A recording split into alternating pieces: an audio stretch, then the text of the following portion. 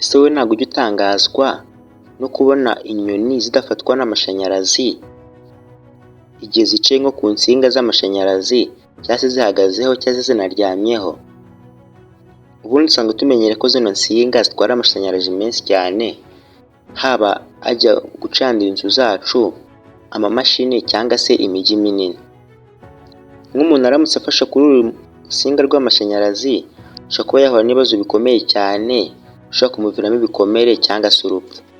Gusa inyoni zo zihagararaho, zigakiniraho, zikagenderaho cyangwa se zikanaryamaho nta n'ikibazo zifite. None ni iki gituma inyoni zibaho zitandukanye kuri uru rwego? Ubundi ntabwo ari ukubera ko inyoni zifite amababa cyangwa se umubiri ushobora kuba watuma amashanyarazi atinjiramo, ahubwo igisubizo ni itegeko ryoroshye ry'amashanyarazi. Amashanyarazi akurikira inzira yoroshye kandi ntoya hagati ya ponti ebyiri cyangwa se ku bice bibiri bihari. Rero kugira ngo amashanyarazi abe yakwangiza nk'ikiremwa muntu cyangwa se ikindi kinyabuzima, ni ukubera ko hagomba kubaho hari itandukaniro rya pressure y'amashanyarazi, aribyo twita voltage, hagati y'ibice bibiri bigize umuntu runaka cyangwa se ikindi kintu cyakoze kuri ayo mashanyarazi. Rero nk'iyi nyoni iramutse ihagaze cyangwa se yicaye ku rusinga rumwe rw'amashanyarazi, ukunda kubona yuko amaguru yayo uko ari abiri aba ahagaze kuri uwo mugozi. Ubwo rero bivuze yuko amaguru yose ari kuri voltage imwe, cyangwa se yose ari kwakira amashanyarazi angana. Ubwo rero nimba bisobanuye yuko nta tandukaniro hagati ya voltage cyangwa se pressure y'amashanyarazi mu mubiri w'iyo nyoni, ubwo bisobanuye ko rero amashanyarazi nta mpamvu afite yo kuba yanyura muri ya maguru ya ya nyoni.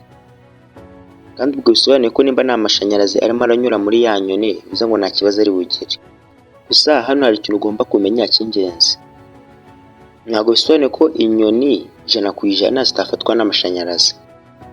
Inyoni iramutse ifashe ku nsinga ebyiri zifite voltage zitandukanye kandi igazifatira icyarimwe, uburyo twari dusanzwe tubimenyereyemo bitabihinduka. Nk'urugero, niba akaguru kamwe gafashe ku rusinga rufite voltage nini, hanyuma akandi kaguru kagafata ku rundi rutsinga rufite amashanyarazi atandukanye na yayandi twabonaga, cyangwa se ayandi ari ku kandi kaguru, ubwo bivuze ngo za nsinga ebyiri zifite amashanyarazi atandukanye. Iki gihe amashanyarazi ashobora kuba yakwinjira mu mubiri w'iyo nyoni. Aha rero niho amashanyarazi agiye mu mubiri w'inyoni, kandi yagiye mu mubiri w'inyoni niho imitsi ishobora kuba yakwangirika, inyama zikangirika, inyangingo runaka zikangirika, ndetse n'ubwonko bukagira ikibazo.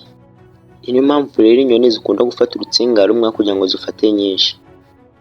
Ikindi kibazo nk'icyo gishobora kuba cyabaho nk'inyoni iramutse ifashe ku rutsinga none ikaba yafata n'ipoto ry'icyuma, transfo cyangwa se ikindi kintu kiba gifashe ku butaka.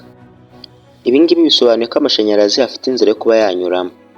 Iyi niyo mpamvu rero bakora nk'amapoto cyangwa se amashanyarazi azanyuzwa, babibyitaho cyane kandi bakabishyira ahantu abantu cyangwa se inyamaswa zitazanyura cyane. Ubwo rero ugomba gusobanukirwa neza yuko amashanyarazi anyura mu nzira aho voltage zitandukanye. Ubwo rero nk'inyoni niba ihagaze ku mugozi umwe, bisobanuye ko bimeze nko kwa kundi ubona umuntu ahagaze ku ntambwe imwe, ubwo bisobanuye ko atari kugenda.